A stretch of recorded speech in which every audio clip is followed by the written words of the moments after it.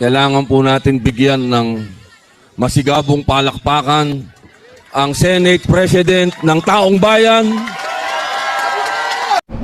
5 minutes, sir.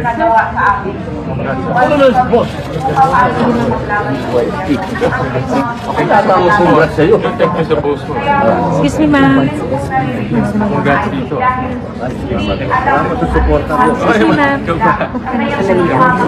Dumating ka, dumami ah.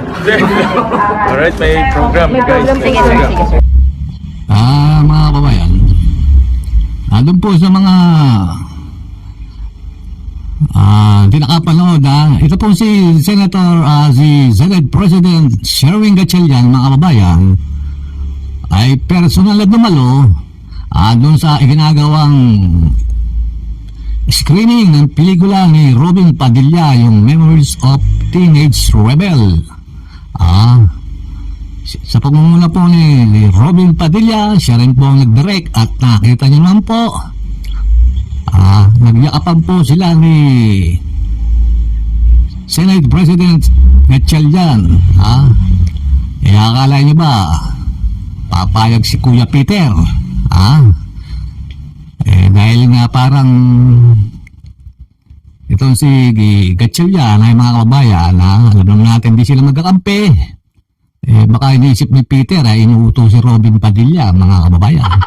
Kaya hindi papayag si Peter, tumawag po kay Robin Padilla at sinabi, tara, punta tayong Mindanao. At nagpunta nga po sila Mindanao, mga kababayan. Panoorin niyo po.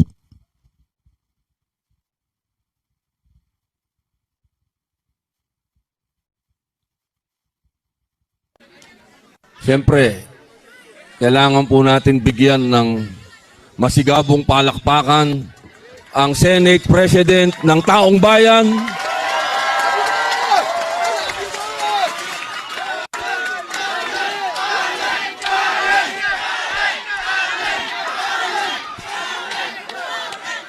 Isang taong hindi po nakakalimot sa inyo. Isang taong hindi po nalilimutan kung ano ang kailangan ng taong bayan, lalong-lalo na po dito sa General Santos. Nagpapasalamat po ako sa kanya at ako po ay kanyang inimbitahan na sinabi niya, "Lika, puntahan natin yung mga kapatid mong Muslim at Kristiyano." Alhamdulillah. Kaya ngayon po, nandito kami, kasama po ang ating idolo. O yan mga kababayan, palakpakan po natin si Kuya Peter, ang iniidolo ng Mazda, ang Senate President ng Pilipino. Tingnan natin mga kababayan, nagpunta sila sa Gensan, mga kababayan. Kasama si Robin Padilla, magkasama po sila ni Kuya Peter. Siya rin po, sabi Robin, siya pa rin ang SP, Senate President ng Taong Bayan. Hindi po nagpatalo itong si Peter, mga kababayan. Si kayo talo kay Gatchalian. Talagang, gano'n ba talaga yung mga narcissist? Narcissist ba si kayo talo, mga kababayan? Nakatalang nagyakapan si inuututong si Robin Padilla, hindi papatalo si Peter, mga kababayan. Alam niyo naman itong si Robin, mga kababayan, parang madaling utuin ng mga politiko.